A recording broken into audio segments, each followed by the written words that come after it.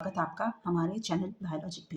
जैसा कि मैंने आपसे कहा था कि कैसे प्रिपेयर करें बीआरसी के लिए, उस वीडियो में मैंने आपसे बताया था कि बीएआरसी की प्रिपरेशन के लिए आप पहले तो आप अपने कॉन्सेप्ट्स क्लियर कर लीजिए, और दूसरी चीज़ सबसे मोस्ट इंपॉर्टेंट चीज़ है वो है डीवीटी और गेट के पीवाईक्यूज़, ठीक है। क्योंकि बीआरसी अपने पीवाईक्यूज़ रिलीज़ नहीं करता है। जितनी भी आपको पीवाईक्यूज़ मिलेंगी बुक बीआरसी के नाम पे, वो सारी कोई गया है एग्ज़ाम में, उसने जो भी बताया है किसी को, कोचिंग वालों को, तो उन्होंने उस बेस पे जो है वो छाप दिए हैं क्वेश्चंस, ठीक है। एग्जैक्ट पीवाईक्यूज़ कभी भी किसी को भी नहीं पता होते हैं बीआरसी के, ठीक है।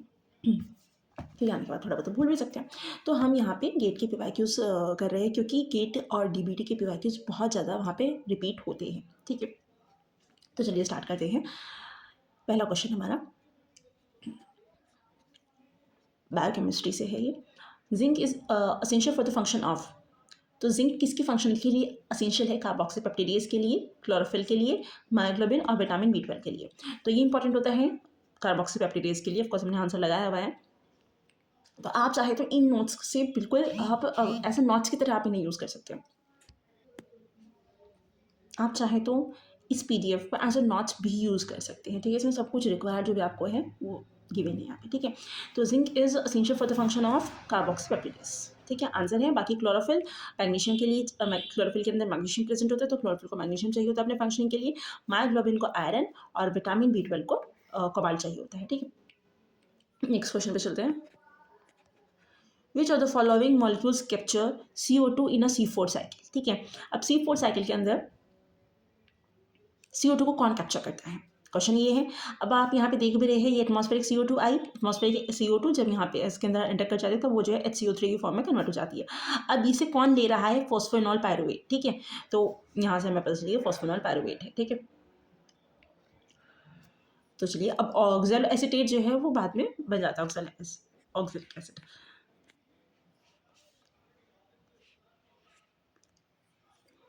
Which of the following methods separate biomolecules based on their hydrodynamic volume? इसका आंसर है साइज एक्सक्लूजन क्रोमैटोग्राफी। बट इसके अलावा ये की इंपॉर्टेंट टेबल है यहाँ पे। इस टेबल से आप दिया हुआ है कि सॉलिबिलिटी के बेस पे हम किसे कौन सा प्रोसीजर फॉलो करते हैं, सॉल्टिंग इन और सॉल्टिंग आउट। आयनिक चार्ज के बेस पे आयन एक्सचेंज क्रोमैटोग्राफी, उसके अलावा इलेक्ट्रोफोरेसिस और आइसोइलेक्ट्रिक फोकसिंग, ये तीन होती है। पोलैरिटी के बेस पे adsorption chromatography, paper chromatography, reverse phase chromatography, hydrophobic interactions. Molecular size पे dialysis and ultra filtration, gel electrophoresis, gel filtration and chromatography और ultra filtration. Binding specificity affinity chromatography, जैसे कि एफिनिटी क्रोमैटोग्राफी हम avidin और बैटिन की सबसे strongest मानी जाती है। इस तरीके का क्वेश्चन भी आ सकता है एविडिन और बायोटिन के ऊपर, इंपॉर्टेंट क्वेश्चन है ये भी।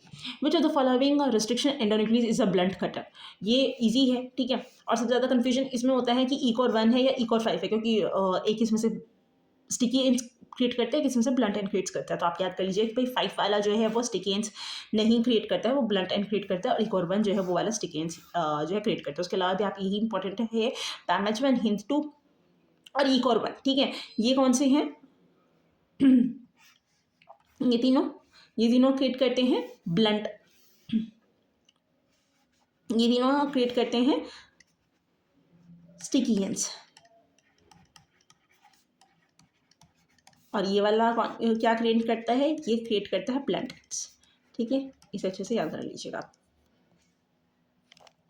Which of the following DNA repair system requires DNA ग्लाइकोसाइलेज? तो जो बेस एक्सीजन होता है DNA रिपेयर का, वो कौन क्या यूज़ करता है? वो DNA ग्लाइकोसाइलेज को यूज़ करता है। और DNA ग्लाइकोसाइलेज का ये यूज़ किस लिए करता है? बेस एक्सीजन के लिए।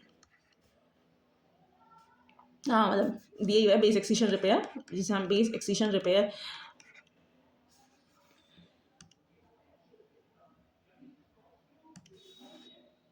बोलते हैं, बेर, ठीक है। तो ऑफकोर्स बेस को एक्सरसाइज करने के लिए ही जो हम इसका यूज़ करते हैं यहाँ पे,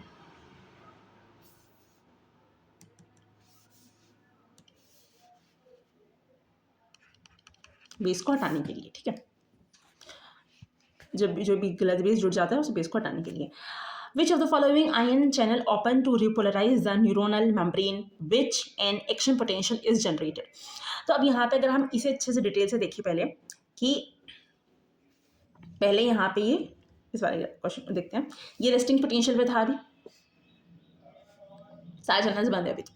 अब क्या हुआ यहाँ पे स्टिमुलस मिला तो यहाँ पे स्टिमुलस की फॉर्म में यहाँ पे सोडियम अंदर गया, ठीक है। जैसे ही यहाँ पे सोडियम अंदर गया, अभी तक यहाँ पे बाहर पॉजिटिव था और यहाँ पे अंदर नेगेटिव था। अब यहाँ पे सोडियम अंदर आया जा रहा है, तो सारा सोडियम अंदर आ चुका है। बाहर अब इस वजह से नेगेटिव हो चुका है और अंदर अब पॉजिटिव है, तो यहाँ से ये उल्टा हो गया, ठीक है। तो ये डीपोलराइजेशन इसे कहा गया है, जब जो है यहाँ पे चार्ज उल्टा हो गया, ठीक है। अब रिपोलराइजेशन मतलब फिर से इसी वाले जो है यहाँ पे बाहर पॉजिटिव था और बाहर पॉजिटिव को फिर से लेके आ जाना, उसे बोला गया है रिपोलराइजेशन, ठीक है। तो वो रिपोलराइजेशन करने के लिए क्या किया जाएगा, बाहर जो यहाँ पे K+ होते हैं, बाहर क्वांटिटी में बहुत ज़्यादा होते हैं, इसे बाहर लाया जाता है। इस वाले चैनल को खोल दिया गया है, तो अभी यहाँ पे बाहर ज़्यादा आ गए हैं। अब ये इतना ज़्यादा आ जाता है कि अंदर नेगेटिव हो चुका है, मतलब ज़्यादा ही नेगेटिव हो जाता है, ठीक है। और फिर से जो है अपनी नॉर्मल स्टेट में आ जाता है बाकी के चैनल्स की हेल्प से, ठीक है। अब यहाँ पे क्या कहा गया है, तो इसी वजह से यहाँ पे ऑप्शन आंसर आ जाएगा आपका पोटेशियम चैनल, क्योंकि क्वेश्चन क्या था आपका, which of the following ion channels open to repolarize the neuronal membrane, ठीक है। तो रिपोलराइजेशन हमने कहाँ पे पढ़ा कि पोटेशियम चैनल खुल जाते हैं, इस वजह से रिपोलराइजेशन होता है।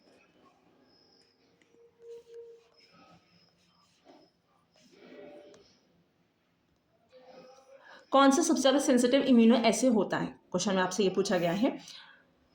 तो जो यहाँ पे दिया हुआ है इसमें से है रेडियो इम्यूनो एसे, ये सबसे ज़्यादा इम्यूनो सेंसिटिव होता है। उसके अलावा मतलब यही RI है, A है रेडियो इम्यूनो एसे, और फिर CLI है और ELISA, ये भी मोस्ट सेंसिटिव की कैटेगरी में ही आते हैं। अब बस ये है कि हाँ ELISA जो है वो ज़्यादा फेमस है, ज़्यादा पॉपुलर है, ठीक है। अब मोस्ट सेंसिटिव क्या होगा कि अगर आपने थोड़ा सा भी लेवल दिया है किसी भी चीज़ का और उसने उसे डिटेक्ट कर लिया, तो वही जो है सेंसिटिव है, ठीक है। सेंसिटिव आप लोग उसे कहते हैं ना कि आपने उसे थोड़ा सा हल्का सा कोई चीज़ बोली और उसके दिल पे लग जाती है, तो सेम वही चीज़ है यहाँ पे भी कि मशीन में आपने थोड़ी सी एंटीबॉडीज़ दी और उन्होंने एकदम से डिटेक्ट कर लिया, ठीक है। प्रोटीन जो थोड़ा सा उन्होंने एकदम से डिटेक्ट कर लिया, तो उसी को आप क्या कहेंगे कि हाँ मोस्ट सेंसिटिव है। Which of the following statement about antibodies is are correct, ठीक है। क्वेश्चन ये है आपका, कौन सी करेक्ट है, तो different antibodies classes have different effective functions. तो हाँ अलग एंटीबॉडीज के अलग अलग फंक्शंस होते हैं, जैसे कि IgE जो है वो एलर्जी पे काम करती है, ठीक है। तो सभी के जो है वो अलग अलग फंक्शंस होते हैं। अब हम यहाँ पे बात करते हैं, each antibody consist of an amino terminal constant region and carboxy terminal variable region, ठीक है। मतलब ये तो पता है हमें कि हर किसी के पास में क्या होता है, कांस्टेंट रीजन भी होता है एक, और एक वेरिएबल रीजन भी होता है। पर क्या जो इन्होंने ये दिया हुआ है कि कांस्टेंट रीजन पे अमीनो एसिड होता है, अमीनो टर्मिनल होता है, और कार्बोक्सी टर्मिनल जो है वो वेरिएबल रीजन पे होता है, क्या ये बात सही है? ये बात गलत है। यहाँ पे कांस्टेंट रीजन कौन सा होता है, पहले तो ये देख लीजिए, ये वाला कांस्टेंट रीजन है, ठीक है। तो यहाँ पे होता है कार्बोक्सी टर्मिनल, CO नेगेटिव इधर होता है, और जो ये वाला रीजन वेरिएबल रीजन है, तो यहाँ पे NH2 प्रेजेंट होता है, मतलब अमोनिया जो है वो इधर की तरफ प्रेजेंट होता है। अब आता है variable domain harbour complementary determining regions. हाँ वेरिएबल डोमेन यही तो है ना, वेरिएबल डोमेन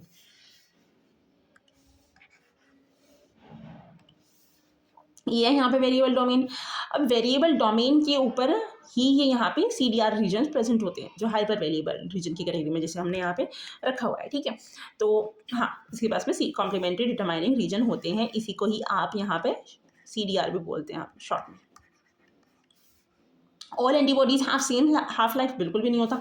IgM की बहुत अच्छी खासी IgG की हाफ लाइफ ज़्यादा होती है देन द IgM। तो अगर ये लाइन आ गई तो मतलब सभी की जो है वो सेम हाफ लाइफ तो नहीं होती है, ठीक है।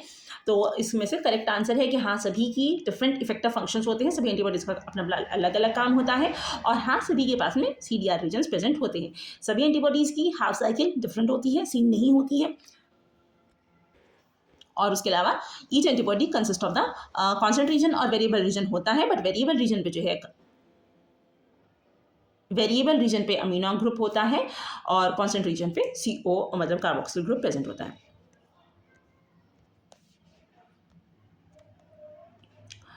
Which does not contain phosphoanhydride bond. Phosphoanhydride bond किसके पास में नहीं होती है? अब पहले तो आपको ये पता होना चाहिए भाई फोस्फोएनहाइड्राइड बॉन्ड होती कौन सी है, ठीक है। तो जहाँ पे POP जो लिंकेज देखने के लिए मिलती है वो वहाँ पे फोस्फोएनहाइड्राइड बॉन्ड होती है। ठीक है। तो अब यहाँ पे कौन से फॉस्फो एनहाइड्राइड बॉन्ड्स में देखने को मिल रही है, पहले इसमें ऑप्शन देख लेते हैं हम। एडिनोसाइन डाइफॉस्फेट, एडिनोसाइन ट्राइफॉस्फेट और पायरोफॉस्फेट और फ्रक्टोज 1,6 बिसफॉस्फेट। ठीक है। अगर आप एडिनोसाइन ट्राइफॉस्फेट की बात करें तो ये आपको सुनो सुना सा लग रहा है, सबसे ज़्यादा एटीपी ही होता है। ठीक है, तो हमने एटीपी का स्ट्रक्चर बना लिया। अब एटीपी के स्ट्रक्चर के अंदर ये है यहाँ पे पीओपी बॉन्ड, एक ये है यहाँ पे पीओपी बॉन्ड। ठीक है, तो ये दोनों ही क्या है, एनहाइड्राइड बॉन्ड है। आप इन्हें एसिड एनहाइड्राइड बॉन्ड कह लीजिए, फिर फोस्फो एनहाइड्राइड बॉन्ड कह लीजिए, बात एक ही है। ठीक है, तो ये दो आपके पास में एनहाइड्राइड बॉन्ड देखने के लिए मिल चुकी है। अब ये यहाँ पे पीओएच बॉन्ड, मतलब पीओसी बॉन्ड होती है बेसिकली। तो ये वाली जो बॉन्ड होती है ये एस्टर बॉन्ड होती है। ठीक है, इतना पता है, मतलब इतना हमें पता चल चुका है कि ये वाली एक ये वाली फोस्फोएनहाइड्राइड बॉन्ड है, एक ये वाली फोस्फोएनहाइड्राइड बॉन्ड है। तो ये दो बॉन्ड्स इसके पास में प्रेजेंट है, तो मतलब एडिनोसिन ट्राइफॉस्फेट के पास में फोस्फोएनहाइड्राइड बॉन्ड प्रेजेंट होती है। ठीक, तो हमारे आंसर में नहीं है क्योंकि हमसे तो नोट वाला पूछा हुआ है। और फिर एडिनोसिन डाइफॉस्फेट। अब डाइफॉस्फेट क्या होगा कि इसमें से यहाँ से कट कर दिया जाएगा। ठीक है, तो उसके पास में इतना हिस्सा बचेगा।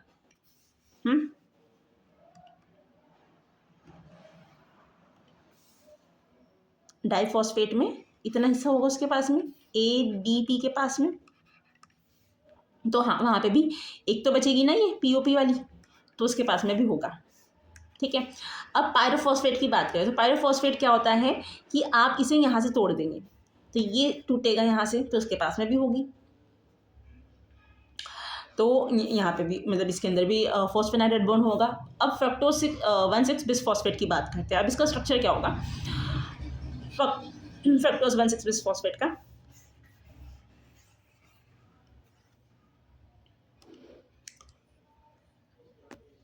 वो हमने बना रखा है, बाकी भी क्या होगा अगर आपको नहीं बताया तो पहले फ्रक्टोज बना लो भाई। ठीक है, 6 कार्बन का होगा फ्रक्टोज।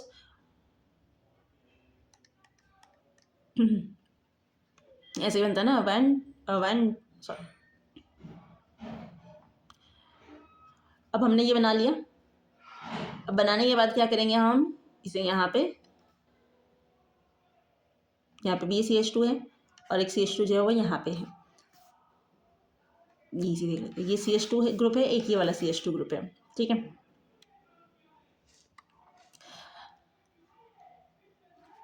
तो यहाँ पे ये जो है CO और फिर इधर से जो है ये P बनेगा, तो COP बॉन्ड बन रहा है, मतलब यहाँ पे एस्टर बॉन्ड्स बन रही है। ठीक है, तो इस वजह से आप इसे भी नहीं कंसिडर करेंगे, मतलब इसे कंसिडर नहीं करेंगे, तो यही हमारा आंसर हो जाएगा। ठीक है, तो चलिए आगे चलते हैं। For the enzyme that follow Michaelis mental kinetics a competitive inhibitor के बारे में आपको बताना है। ठीक है, अब उसके लिए क्या है, आप ये वाला चार्ट याद कर लीजिए, सबसे सही रहेगा। ठीक है, क्योंकि इससे ये क्वेश्चंस बनते हैं चारों के अंदर। अब इनहिबिटर के टाइप्स क्या हो सकते हैं, या तो होगा इनहिबिशन टाइप्स में मिक्स्ड, कॉम्पिटिटिव हो सकता है, नॉन कॉम्पिटिटिव, अनकॉम्पिटिटिव या फिर मिक्स्ड हो सकता है। ठीक है, कॉम्पिटिटिव में क्या होगा, Km इंक्रीज हो जाता है और Vmax अनचेंज रहता है। नॉन कॉम्पिटिटिव में Km अनचेंज रहेगा, Vmax डिक्रीज हो जाएगा। अनकॉम्पिटिटिव के अंदर दोनों ही डिक्रीज हो जाएंगे, Km भी Vmax भी। और मिक्स के अंदर Km इंक्रीज होता है और Vmax डिक्रीज हो जाता है। ठीक है, ये आप याद कर लीजिए, आप किसी से काम हो जाएगा। ठीक है, बाकी समझने के लिए मैं इसके लिए वीडियो अपलोड करने की सोच रही हूँ एंजाइम के ऊपर, कि बहुत इंपॉर्टेंट है और थोड़ा सा कन्फ्यूजिंग सा टॉपिक होता है, तो ऑफकोर्स हम इसके ऊपर एक डिटेल वीडियो लेंगे। ठीक है, अभी के लिए इसी क्वेश्चन सॉल्व हो जाएगा कि हाँ Km increase Km but Vm does not affect. ठीक है, ये पहले वाले से ही जो आंसर आ रहा है आपका। Forster resonance energy transfer. ठीक है, इसी को हम शॉर्ट में क्या बोलते हैं, फ्रेट। ठीक है, तो Forster resonance energy transfer does not depend on, किस पे डिपेंड नहीं करता है ये। अब फ्रेट में क्या होता है, पहले हम इसके बारे में थोड़ा सा डिटेल से जान लेते हैं कि अगर ये दो अलग अलग प्रोटीन्स हैं, ठीक है, इनके पास अगर ये दोनों की बाइंडिंग होगी, इन दोनों की, ठीक है, इन दोनों की बाइंडिंग होने के से क्या होगा कि दोनों पास पास आ जाएंगे। पास पास आने की वजह से इनकी जो वेवलेंथ है ना वो यहाँ पे ओवरलैप करेंगी, इन दोनों की, एक डोनर की इमिशन वेवलेंथ और जो ये एक्सेप्टर है उसकी एक्साइटेशन वेवलेंथ एक दूसरे के साथ में ओवरलैप करते हो, तभी जो आपको फ्रेट देखने के लिए मिलती है। ठीक है, ये तो इसी बात है अभी के लिए। अब यहाँ पे देखते हैं क्वेश्चन में क्या दिया हुआ है कि relative orientation of the donor and the acceptor. हाँ, क्योंकि जब वो ओरिएंटेशन का मतलब ये होगा ना कि जब वो दोनों पास पास है, अगर बहुत दूर दूर है तो नहीं वो फ्रेट देखने के लिए नहीं मिलेगी। जब वो दोनों पास पास आएंगे, ठीक है, एक पर्टिकुलर डिस्टेंस पे जब वो दोनों आ जाएंगे तभी जो है वहाँ पर आपको देखने के लिए मिलेगा। तो हाँ, फ्रेट में relative orientation of the donor and the acceptor matter करती है। फिर fluorescence quantum yield of the acceptor, ऐसा हमने अभी तक तो कुछ नहीं पढ़ा। Distance between the donor and the acceptor, ठीक है, डिस्टेंस मतलब पास पास होनी चाहिए, और रिलेटिव ओरिएंटेशन मतलब कि हाँ उनकी ओरिएंटेशन कुछ ऐसी हो कि हाँ वो बाइंडिंग हो जाए उनकी, ठीक है। तो डिस्टेंस भी मैटर करता है, अभी हमने डिस्टेंस के बारे में देखा था, और रिलेटिव ओरिएंटेशन के ऊपर भी। Overlap between the donors emission and the acceptor absorption spectra, उस पर भी हम देख चुके हैं कि हाँ ओवरलैप होगा तभी उनके बीच में फ्रेट देखने के लिए मिलेगी, ठीक है। तो इसी वजह से बाकी सारे जो है ये सही है कि हाँ इन सब पर डिपेंड करता है और इस पर डिपेंड नहीं करता। तो ये आपका आंसर हो गया, क्योंकि आपसे नॉट ही पूछा गया था। अब आते हैं, phospholipid vesicles prepared in 500 ml KCl were diluted in water. Based on this information statement P and Q are made. दो स्टेटमेंट्स बनी हैं। अब उसके बाद हमने मतलब क्वेश्चन फ्रेम करने वालों ने बनाई है दो स्टेटमेंट्स। अब आपको बताना है कि विच of the option is correct. इसमें क्या कहा गया कि diluted vesicle will develop membrane potential, तो वो नहीं करेगी डायल्यूटेड वेसिकल मेम्ब्रेन पोटेंशियल को डेवलप, क्योंकि उसके बाद तो वो जो है वो जब आप उसमें कर दोगे तो विद द टाइम तो वो उसके अंदर इक्विलिब्रियम डेवलप कर लेगी वो, ठीक है। देखिए sir K+ ion concentration difference across the vascular membrane, तो हाँ पहले तो रहेगा ना कि K+ across the vascular membrane जो बनी है वेसिकल्स वहाँ पे, उसके अंदर आपको K+ एंड डिफरेंस कंसंट्रेशन में डिफरेंस देखने के लिए मिलेगा, क्योंकि बाहर वाटर है, ठीक है, और अंदर KCl है, तो ऑफकोर्स डिफरेंस देखने के लिए मिलेगा। मतलब ये वेसिकल के अंदर KCl है, बाहर वाटर है जिसमें डाइल्यूट से करने की कोशिश की जा रही है, ठीक है। तो इसी वजह से आपके पास में सी आंसर आ जाएगा इसका। Peptide binding cleft in the MHC1 is formed by. अब इसके लिए ना हम एक चीज़ देखते हैं कि MHC, पहले हम दोनों का स्ट्रक्चर देख लेते हैं, MHC1 और MHC2, ठीक है। अब 1 को ना हम 1 की तरह लिखते हैं। अब 1 की तरह मतलब एक डंडा बनेगा उसके अंदर, ठीक है, ये है, और 2 को 2 डंडे बनेंगे। अब इन एक डंडे 2 डंडे को पूरा कर लेते हैं स्ट्रक्चर के लिए। इसमें से 2 ये बनाए, फिर से थोड़ा सा और इसे वो बड़ा किया, और फिर से जो है इसके अंदर ये ऐसे बना दी, ठीक है। और जो ये यहाँ पे स्पेस बनी है ना, यहीं पे आकर के मतलब पेप्टाइड बाइंड करेगी, पेप्टाइड बाइंडिंग क्लेफ्ट यही है, ठीक है। अब इसका भी बनाते हैं हम।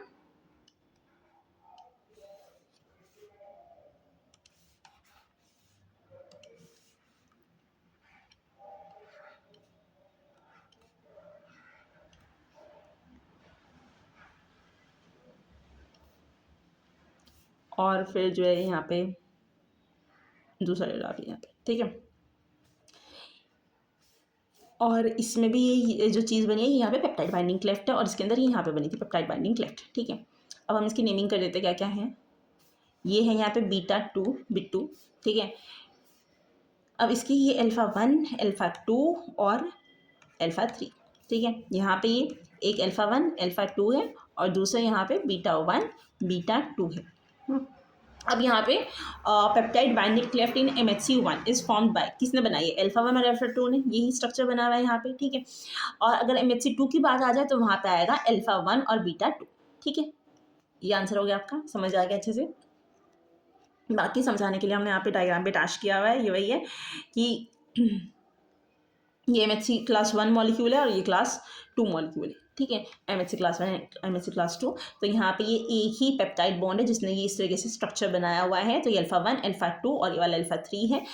अब यहाँ और यहाँ पे β2 माइक्रोग्लोबुलिन है। अब अगर हम क्लास 2 की बात करें तो यहाँ पे α1 α2 बने हुए हैं एक पेप्टाइड बॉन्ड में, और यहाँ पे β1 β2 बने हुए, और जो यहाँ पे स्ट्रक्चर बना है यहाँ पे आकर के प्रोटीन की बाइंडिंग होगी, और सेम यहाँ पे आकर प्रोटीन की बाइंडिंग होगी। चलिए नेक्स्ट क्वेश्चन पे चलते हैं भाई। अब ये वाला जो क्वेश्चन है उसके लिए आपको ये बताना चाहिए कौन किसकी को डिनोट करता है। Which are the following peptide does not absorb ultraviolet light above the 250 nanometre. अब कौन सी है जो एब्जॉर्ब नहीं करेगी, पहले आपको ये बताना चाहिए कि भाई कौन सी है जो 250 नैनोमीटर से ऊपर को एब्जॉर्ब कर लेती है।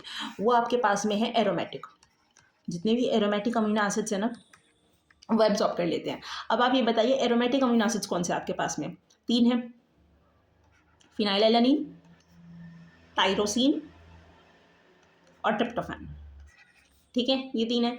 अब आप ये देखिए, ये 3 इन तीनों में से कोई सा भी एक किसके अंदर है? इन तीनों में से यहाँ पे वाई है, तो ये एब्जॉर्ब कर लेगी, ये कर लेगी, बट आपको तो नोट वाला पूछा गया है, ठीक है। अब आप यहाँ पे आपको डब्लू दिया गया है, तो ये भी कर लेगी एब्जॉर्ब, ठीक है। अब यहाँ पे आपको इन तीनों में से कोई सा नहीं दिया हुआ, यहाँ पे आपको इन तीनों में से कोई सा नहीं दिया हुआ, तो इस वजह से ये दो एब्जॉर्ब नहीं करेंगे और इस वजह से ये दोनों हमारा आंसर है, ठीक है। अब अगर आपको नहीं पता है किसके लिए हम किस वर्ड का यूज़ करते हैं, तो आपको ये पूरी टेबल दी गई है, ठीक है। आप यहाँ से देख सकते हैं। और उसके अलावा जो ये है कि कितने की रेंज है, वो आपको यहाँ से पता चल जाएगा कि पेप्टाइड बॉन्ड्स जो है वो जनरली 190 नैनोमीटर से लेकर के 290 नैनोमीटर तक एब्जॉर्ब करती है पेप्टाइड बॉन्ड्स। बट अगर पेप्टाइड बॉन्ड्स के पास में यहाँ पे ट्रिप्टोफैन, टायरोसिन, फिनाइल एनालीन हो, तब वो जो है 250 से ज़्यादा करती है। डाइसल्फाइड पे 250 के लगभग ही करती है, ठीक है। अब डीएनए आरएनए 260 नैनोमीटर पे, और प्रोटीन्स इन्होंने दिया हुआ है कि अगर उसके अंदर जो है ट्रिप्टोफैन, टायरोसिन है, और वो भी टीआरपी की ज़्यादा होती है, मतलब ट्रिप्टोफैन की ज़्यादा होती है टायरोसिन की कंपेरिजन में, ठीक है। अब यहाँ पे दे दिया है ट्रिप्टोफैन के बारे में, ट्रिप्टोफैन कितने पे करता है 280 पे, तो यहाँ पे देखना मिल रहा है आपको यहाँ ट्रिप्टोफैन ज़्यादा करता है, फिर टायरोसिन है, और फिर फिनाइल एलेनिन है, तो फिनाइल एलेनिन कम ही करता है इन दोनों के कंपेरिजन में, तो अच्छा खासा, और डाइसल्फाइड है, ठीक है। फिर ये यहाँ पे इन्हीं फिनाइल एलेनिन, टायरोसिन, ट्रिप्टोफैन के बारे में आपको एब्जॉर्प्शन और इमिशन स्पेक्ट्रम दिया हुआ है, ठीक है। अब ये वही लेटर्स है कि जिनसे आपको पता चलेगा कि मतलब मोस्ट ऑफ द लेटर्स वही है कि हाँ जो कॉर्ड करते किसी ना किसी के लिए, ठीक है। अब कौन से लेटर्स है जो नहीं कॉर्ड करते? ए से, एक तो ये जॉब है, ठीक है। उसके अलावा जेड नहीं कॉर्ड करता किसी के लिए, एक्स नहीं कॉर्ड करता किसी के लिए, क्योंकि देखो आपके पास में लेटर्स की 20 अमीनो एसिड्स आपके पास में, 26 आपके पास में लेटर्स हैं,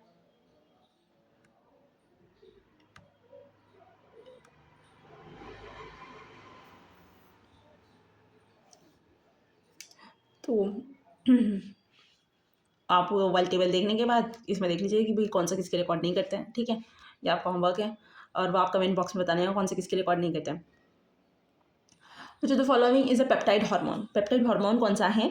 कैल्सिटोनिन ग्लूकागॉन। आप याद करना चाहते हो उसमें से याद कर सकते हो, बट ज़्यादातर इंपॉर्टेंट जो है वो इसी में से ही आपके क्वेश्चंस बन जाएंगे, ठीक है। उसके अलावा एक इंपॉर्टेंट है यहाँ पे इंसुलिन, याद देख सकते हो आप, ठीक है। जो तो पेप्टाइड हार्मोन्स कौन से हैं? कैल्सिटोन और ग्लूकागॉन, और कौन से नहीं है वो भी याद रखिए। आप यहाँ पे जो एग्जांपल्स में दिए हुए हैं, आप मतलब यहाँ पे दिए हुए आपको सेरोटोनिन और थायरोक्सिन नहीं है, ठीक है। कैल्सिटोन ग्लूकागॉन है। What is which of the following is are heteropolysaccharide. अब हेट्रोपॉलीसेकेराइड कौन से होते हैं? हेट्रोपॉलीसेकेराइड वो होंगे जो सिर्फ वो सिर्फ ग्लूकोज नहीं है, उसके अलावा भी कुछ और हो उसके अंदर, ठीक है। तो कॉन्ड्रोटिन सल्फेट और हेपारिन, ठीक है, ये हेट्रोपॉलीसेकेराइड्स है। उसके अलावा काइटिन और ग्लूकोज ऐसे हैं, वो होमोपॉलीसेकेराइड है, जिनके अंदर सिर्फ ग्लूकोज ही प्रेजेंट होती है, ठीक है, कोई और अलग से प्रेजेंट नहीं होता है उनके अंदर। अब हम यहाँ पर बात कर लेते हैं होमोपॉलीसेकेराइड की। एग्जांपल यहाँ पे दिया हुआ है starch, glucose, inulin, cellulose, dextrin, dextran, agar, ये सारे होमोपॉलीसेकेराइड्स हैं। उसके अलावा hyaluronic acid, ketonic sulfate, chondroitin, heparin, heparitin sulfate blood group में भी प्रेजेंट होता है। Heteropolysaccharides, chitosan, agarin, alginate, natural gums और म्यूसिलेज, ठीक है, ये सारे इन सब के अंदर हेट्रोपॉलीसेकेराइड्स प्रेजेंट होता है, आप इन्हें याद कर सकते हैं। अब ये इन्होंने दिया हुआ है गेट के अंदर नाट की फॉर्म में प्रेजेंट पूछे जाते हैं कुछ क्वेश्चंस, तो इसे भी सॉल्व करते हैं हम यहाँ पे। वहाँ पे अगर नेट की फॉर्म में तो आप क्वेश्चंस नहीं पूछेंगे न्यूमेरिकल फॉर्म टाइप में, बट वहाँ पे क्वेश्चंस पूछ सकते हैं कि इसी क्वेश्चन के वो यहाँ पे ऑप्शन दे देंगे, ठीक है। तो आपको उसके लिए ये पता होना चाहिए ये इंपॉर्टेंट है बस आपके लिए कि पी के ए का फॉर्मूला क्या होता है, माइनस लॉग ऑफ के। ठीक है, उसके अलावा आपको पता होना चाहिए कि ठीक है पी के ए क्या होता है और के ए क्या होता है। तो के ए क्या है, इक्विलिब्रियम डिसोसिएशन कांस्टेंट होता है। ठीक है, तो यहाँ पे आपको इक्विलिब्रियम डिसोसिएशन कांस्टेंट दिया हुआ है क्वेश्चन के अंदर, of the acetic acid 1.7 into 10⁻⁵ मोला।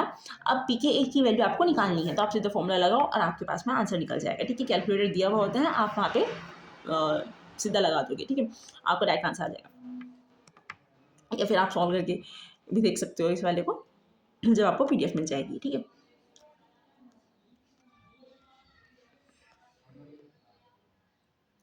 अब next question, the DNA double helix measure 0.3 nanometre पर बेस। इतना उसने बता रखा है कि डीएनए डबल हेलिक्स है और उसको जो है डायमीटर वगैरह दे रखा है। ठीक है, मेजर्स इतने नैनोमीटर पर base. The diameter of the nucleosome core particle is 11 nanometre, दिया हुआ है नैनोमीटर एक न्यूक्लियोसोम का, यहाँ पे दिया हुआ है डायमीटर। ठीक है, if the ratio of the wrap DNA length to the nucleosome diameter is this. ठीक है, अभी उन्होंने रेशियो दे दिया, रेशियो कौन सा दिया हुआ है, ratio of the wrap DNA length plus nucleosome diameter का रेशियो दिया हुआ है। The length of the DNA around the nucleosome is, अब आपको length of the DNA around the nucleosome पूछा गया है, मतलब आपको ये वाली वैल्यू बतानी है। ठीक है, और ये वाली वैल्यू आपको न्यूक्लियोसोम का डायमीटर आपको दे ही रखा है इन्होंने, जो कि आप 11 नैनोमीटर यहाँ पे दे दोगे, इसे आपने x मान लिया। रेशियो आपको गिवन है 4.5, अब आपने यहाँ पे दे दिया,